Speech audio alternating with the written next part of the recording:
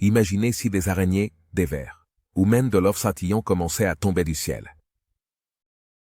Des araignées terrifiantes et des roches spatiales aux couleurs de l'arc-en-ciel, jusqu'aux bonbons qui tombent du ciel, voici 15 choses effrayantes qui sont tombées du ciel. Numéro 15, l'homme de Red Bull. Vous êtes-vous déjà demandé qui sont les personnes les plus courageuses? Laissez-moi vous raconter une histoire fascinante qui s'est déroulée il y a 10 ans. Ce jour-là, le 14 octobre 2012, le parachutiste australien Felix Baumgartner a réalisé un exploit incroyable qui a laissé le monde entier sans voix. Baumgartner s'est aventuré jusqu'au bord de l'espace à bord d'un vaisseau spatial et s'est lancé dans le vide, défiant les limites de l'humanité. L'impact de sa bravoure et de son audace s'est répandu à travers la planète, faisant de lui une véritable icône de courage et de détermination. Et en même temps, il a réussi à faire retenir son souffle à tout le monde. De plus, j'ai l'impression que tant qu'il vivra, cet homme n'aura jamais à acheter une autre boisson. Car tout le monde est prêt à lui offrir une bière. Le projet Red Bull Stratos a réalisé de multiples accomplissements qui méritent d'être soulignés.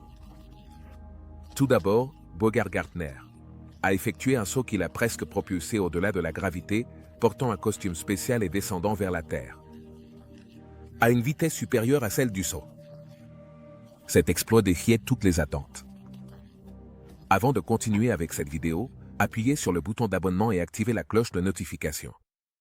À ce moment-là, personne n'était sûr qu'un être humain puisse survivre en franchissant cette barrière en chute libre.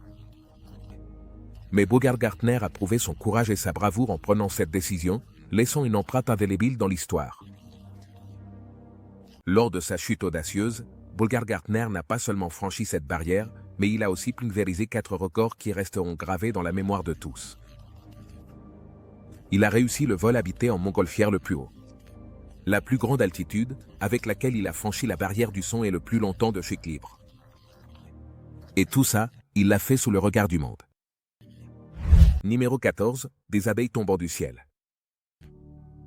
En 2014, un phénomène alarmant s'est produit, impactant négativement les apiculteurs et leurs revenus. Des millions d'abeilles sont tombées mystérieusement du ciel, laissant les apiculteurs dans une situation désespérée.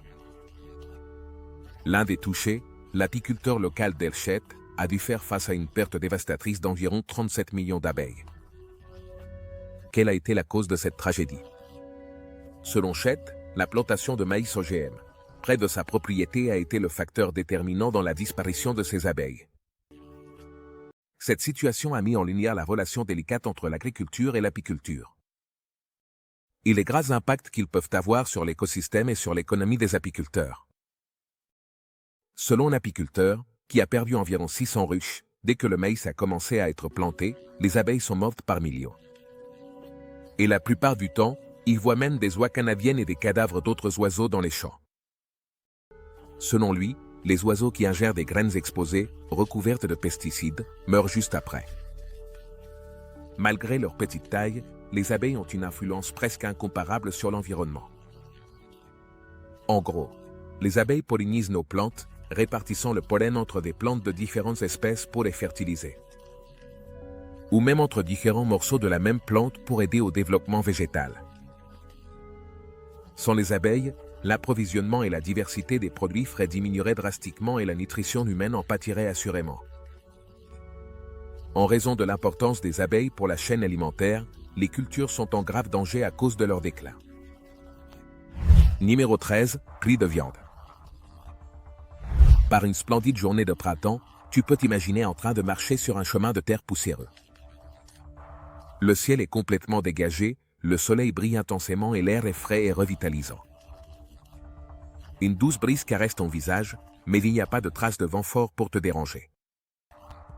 Tout à coup, quelque chose commence à descendre du ciel. Qu'est-ce que c'est? Au premier abord, tu pourrais penser qu'il s'agit d'une pluie classique, mais tu te rends vite compte que la pluie d'aujourd'hui est complètement extraordinaire et hors du commun.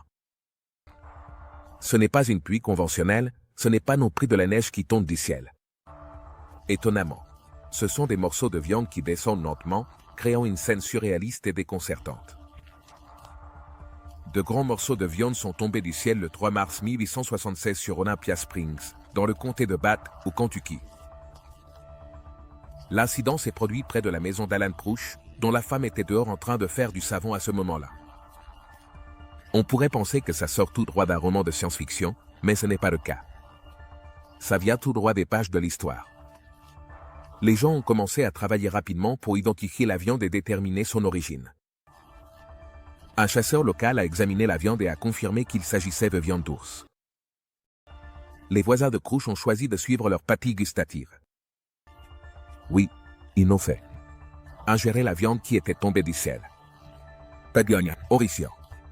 Imagine-toi comme l'un de ceux qui l'ont avalé.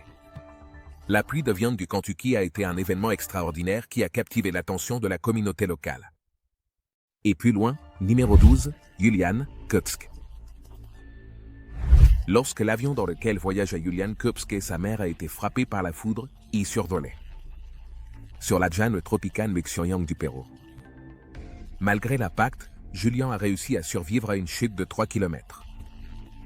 À seulement 17 ans, elle s'est retrouvée complètement seule au milieu de la jungle. Pendant ce temps, elle descendait à une vitesse vertigineuse de 45 mètres par seconde. À travers la dense végétation péruvienne, Julian a décrit que les arbres ressemblaient à d'énormes têtes de brocoli. L'avion dans lequel volait Julian avait été détruit par une violente tempête électrique. Et en tombant, la rangée de sièges à laquelle Julian était encore accroché a tourné dans les airs. Pensant que la vision étrange des arbres touffus de l'Amazonie pourrait être la dernière, elle s'est évanouie. Heureusement, elle n'a subi que des blessures légères. Comme une fracture de la clavicule, une entorse du genou, des coupures à l'épaule droite et à la jambe gauche. Un œil qui s'est fermé brusquement et l'autre avec un champ de vision plus étroit. De plus, à la suite de l'accident, elle a ressenti des vertiges, a eu des difficultés à marcher pendant plusieurs jours. Elle a également dû recevoir des soins médicaux pour traiter ses blessures et a suivi une série de thérapies de réhabilitation pour retrouver une mobilité complète. Il n'y avait ni fruits à cueillir ni bois sec pour allumer un feu. Comme nous étions en pleine saison des pluies, le peu de nourriture dont disposait Julian provenait de l'eau de la rivière. Elle a marché, et nagé pendant 11 jours, malgré la chaleur insupportablement humide et brûlante. Numéro 11, pluie de sang, les habitants du Kerala, dans le sud de l'Inde, ont été témoins d'un phénomène extraordinaire entre le 25 juillet et le 23 septembre 2001. Pendant cette période, plusieurs fois, on a observé une pluie d'une couleur semblable à celle du sang. Selon les témoignages des témoins, les premières apparitions de cette pluie rougeâtre étaient accompagnées de forts tonnerres et d'éclairs. Alors que la pluie étrange continuait, on pouvait remarquer que plusieurs arbres perdaient leurs feuilles. Et le vert du paysage devenait gris. Et avec l'apparence d'avoir été brûlé. Le terme pluie de sang est utilisé pour décrire ce phénomène, où la pluie tombe du ciel avec une couleur rouge. Cependant, qu'est-ce qui cause exactement ce phénomène? On pense que la pluie de sang se forme lorsque des concentrations relativement élevées de poussière ou d'autres particules de couleur rouge se mélangent aux gouttes de pluie. Ce qui lui donne cet aspect rougeâtre en tombant. Après que plusieurs météorites soient entrés dans l'atmosphère terrestre, en même temps que la pluie, un incident similaire s'est produit au Sri Lanka en 2012. Une équipe d'érudits a proposé une théorie suggérant que la fragmentation de la pluie est une théorie observable dans l'atmosphère terrestre, et la désintégration atmosphérique d'un fragile lien cométaire, qui comprend une dense collection de cellules rouges, était la cause de la pluie rouge. Mais en raison des lacunes de leurs recherches, l'idée de l'équipe universitaire manquait d'attrait. Elle n'expliquait pas non plus comment les débris pouvaient tomber pendant 2 mois entiers. Numéro 10, des araignées. Tombe en Australie. La réputation de l'Australie comme étant un pays terrifiant est largement connue. Il est rempli d'une faune variée et dangereuse, qui inclut des serpents venimeux, des crocodiles géants et des araignées venimeuses. Imaginez sortir de chez vous et, tout à coup, sentir quelque chose de petit et tordu tomber sur votre épaule. Ensuite, une autre créature touche son cou. À sa grande surprise, son visage se couvre d'un voile de soie. À ce moment-là, il se rend compte que les choses qui le touchent sont des araignées qui tombent du ciel. Et pas juste une ou deux, mais des milliers d'entre elles. Il est important de faire attention en Australie si vous avez une arachnophobie, car il peut arriver qu'il pleuve des araignées presque n'importe où dans l'outback, lorsque les conditions sont parfaites. cela se produit assez fréquemment, suffisamment pour avoir un nom, et un très joli, d'ailleurs. Le terme cheveux d'ange fait référence au délicat parachute en toile d'araignée que les arachnides utilisent pour descendre au sol. C'est incroyable de voir comment des milliers d'araignées décident de déménager vers un endroit plus favorable, jetant leur hisse en air et utilisant cette méthode pour s'élever du sol. D'une manière très similaire à ce que fait Spider-Man dans les films. Alors, elles tombent littéralement du ciel par dizaines de milliers jusqu'à leur destination finale. Cela peut être à des kilomètres de distance. Après une apparition de cheveux d'ange, on peut voir des paquets de toiles d'araignées partout. Numéro 9. RIS. Après l'ouverture de la trappe d'un avion, plus de 170 lingots d'or sont tombés au sol. Les autorités n'étaient pas sûres s'il s'agissait d'un accident ou d'une tentative délibérée. Lorsque la trappe s'est ouverte, l'avion transportait du platine, or et diamants d'une valeur de 265 millions d'euros. Ces métaux précieux sont alors tombés en chute libre vers la Terre. Il y a 4 ans, une porte d'un avion cargo de l'époque soviétique. Il a explosé pendant le décollage, envoyant des centaines de ce qui ressemblait à des lingots d'or dans l'air glacial. Il s'est avéré que c'était du doré, un alliage d'or et d'argent qui n'est pas tout à fait de l'or pur, mais qui, cependant, y ressemble beaucoup.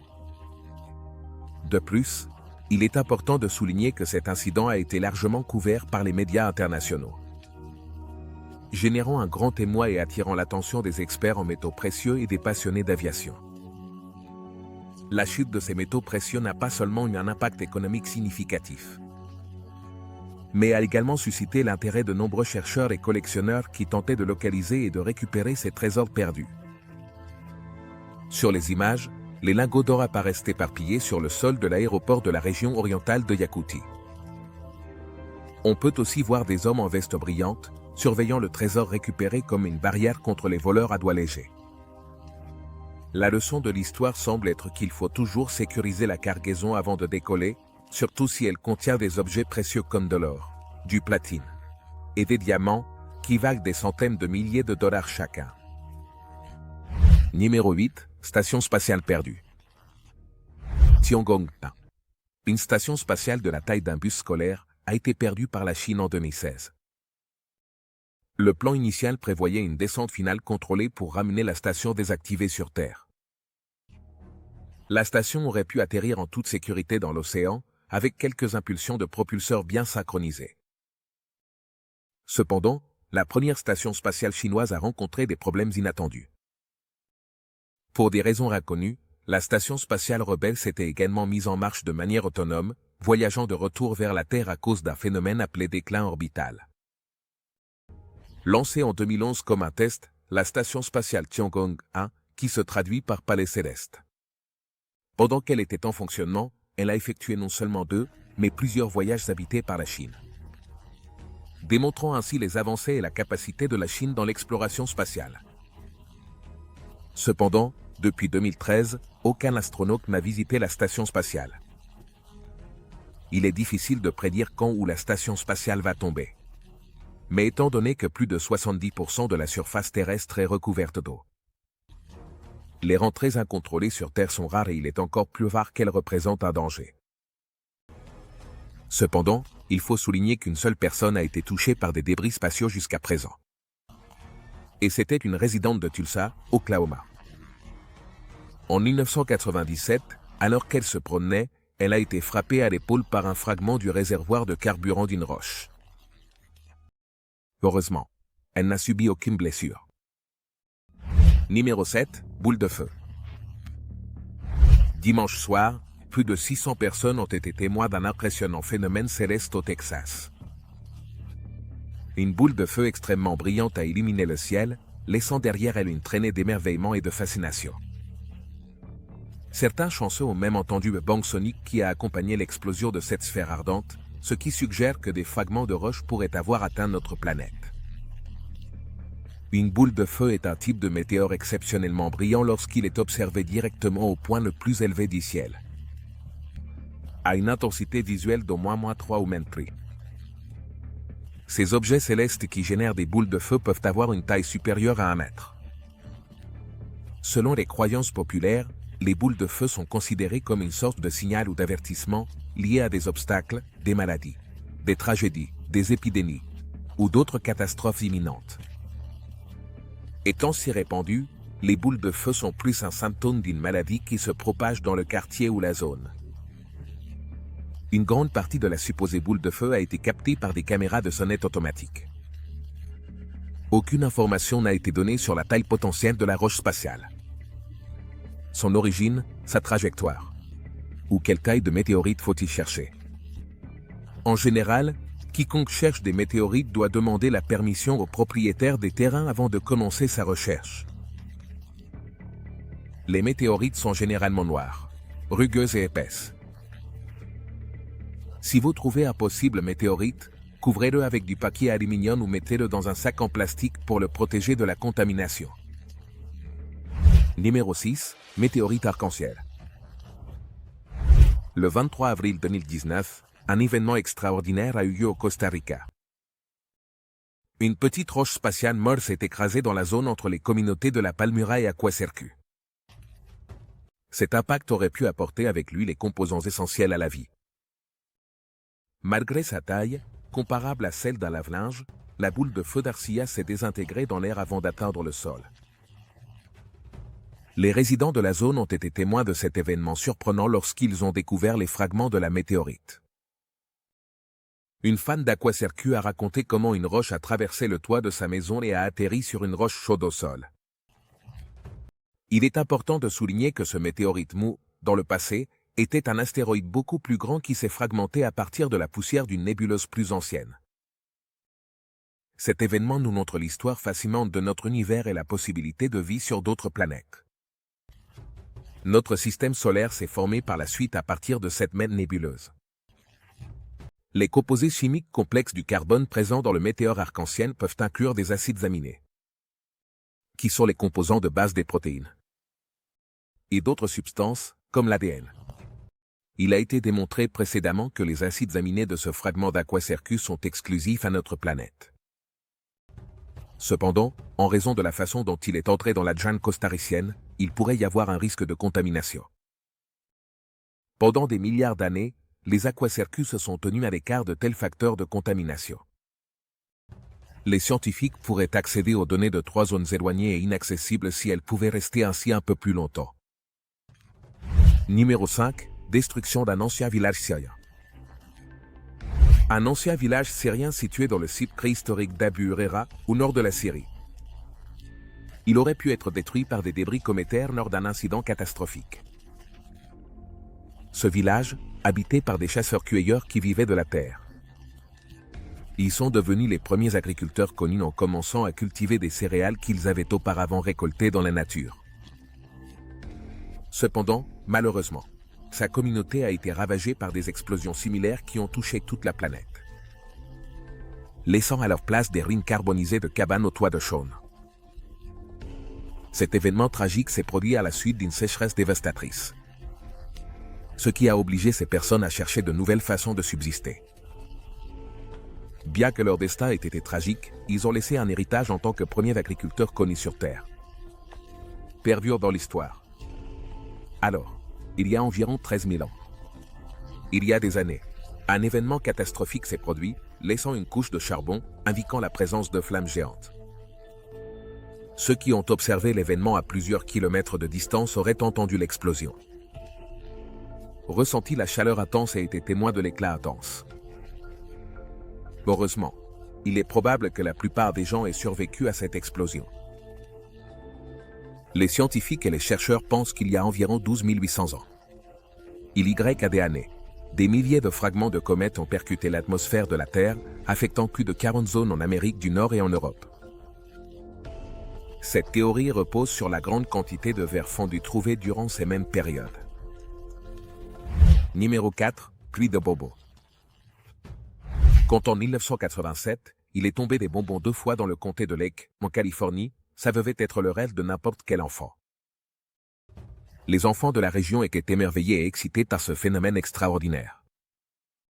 On pourrait dire que c'était comme vivre dans la célèbre chocolaterie de Willy Wonka. D'après le livre de Lyman L. Palmer, l'histoire des comtés de Napa et de Lake Certaines zones du comté ont été témoins de cette incroyable pluie de bonbons lors de ces nuits inoubliables. L'histoire raconte que pendant ces 2 soirées, des bonbons et du sucre sont tombés du ciel, créant une atmosphère magique et sucrée pour tous les présents. Les cristaux étaient de la taille d'une plume d'oie et leur longueur variait entre 1/8 et 1/4 de pouce. Les citoyens du comté de Lake ont même fabriqué des sirops avec la pluie de bonbons. Ils ont été très ingénieux dans leur façon de profiter des bonbons.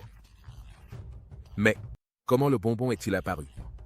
Y avait-il un vaisseau spatial plus léger que l'air qui a laissé tomber les bonbons du ciel? Ou peut-être que quelque chose de plus étrange s'est produit? Et que sont devenus les enfants qui ont mangé les bonbons? Ce sont des questions sans réponse jusqu'à aujourd'hui. Bien qu'il y ait des rumeurs selon lesquelles les bonbons ont eu un effet sur les enfants, certains d'entre eux ont encore de la famille. Dans le comté, on dit que les manger provoquait chez eux une mystérieuse transformation. Personne ne sait avec certitude ce qui s'est passé exactement et quel type de transformation ils ont vécu. Numéro 3, de la crème tombant du ciel. Tu es la crème de mon café.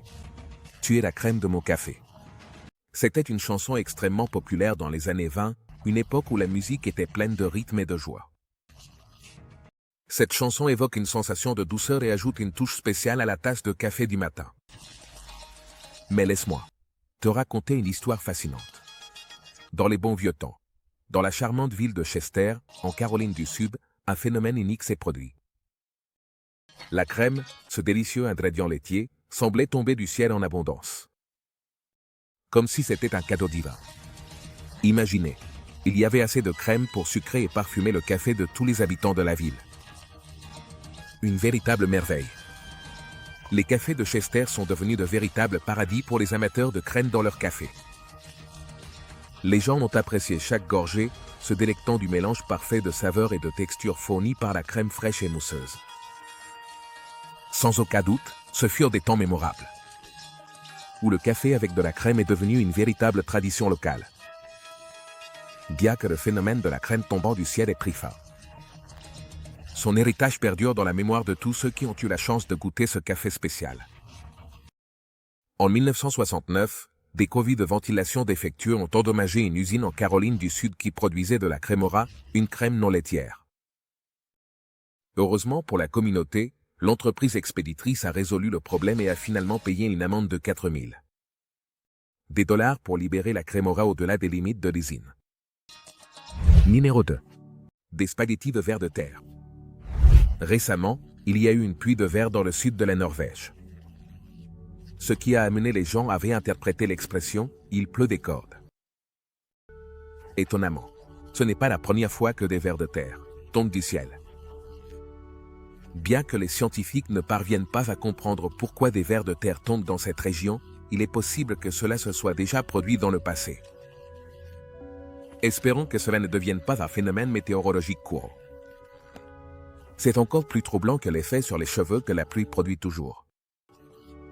Alors, comment se fait-il qu'il pleuve des vers? Pourquoi ce phénomène si particulier se produit-il? Eh bien, jusqu'à aujourd'hui, personne n'a de réponse définitive. Cependant, les scientifiques ont formulé plusieurs théories pour tenter d'expliquer cet événement curieux de la nature. Selon l'une de ces théories, on soupçonne que le vent, dans ses puissants courants, a ramassé les vers pendant qu'ils se préparaient à émerger de la terre à la fin de l'hiver. Cette théorie suggère que les vers, bien qu'apparemment fragiles, doivent être beaucoup plus résistants que ce qu'on pensait auparavant. Cependant, il est important de mentionner que ce n'est qu'une des explications possibles et qu'il faut encore mener davantage de recherches pour arriver à une conclusion définitive. Selon un rapport, cela est également apparu ailleurs. Numéro 1. Avion abattu. Lorsque le couple a regardé plus tard le film des caméras de sécurité de leur maison, ils ont découvert que la collision avait été enregistrée. Le moment où l'avion s'est plongé à l'horizon a été capté sur la bande par une caméra placée en hauteur sur la maison du couple. Les images, qui ont été enregistrées depuis un balcon un lundi après-midi, montrent comment l'avion s'écrase au sol et explose dans un quartier proche de San Diego. Un Cessna bimoteur est tombé du ciel, s'est enflammé et a tué au moins 2 personnes en brûlant des maisons. Alors que le personnel d'urgence tentait de nettoyer les débris, lundi, un champ de décombres s'étendait sur un pâté de maisons et 10 foyers se sont retrouvés sans électricité. Le conducteur d'un camion UPS a été écrasé par les ailes de l'avion et son corps a été projeté vers les maisons. Au moins 2 personnes qui se trouvaient sur le terrain ont été blessées. Parmi elles, une femme qui a été sauvée d'une maison en flammes par des voisins. Le pilote de l'avion, qui était cardiologue, est malheureusement également décédé. On ne savait pas combien de passagers se trouvaient à bord de l'avion, mais les autorités des pompiers pensent que personne n'aurait survécu à l'accident. Eau, glace, neige. Ce sont quelques-unes des choses que l'on pourrait s'attendre à voir tomber du ciel. Mais après cette vidéo, il se pourrait qu'il y ait beaucoup plus dans le ciel que ce que vous pensez. Si vous êtes prêt à voir d'autres choses incroyables et étranges captées par les caméras, nous vous demandons de jeter un œil à l'une des vidéos qui apparaissent sur votre écran en ce moment. Merci de nous avoir regardés et à la prochaine.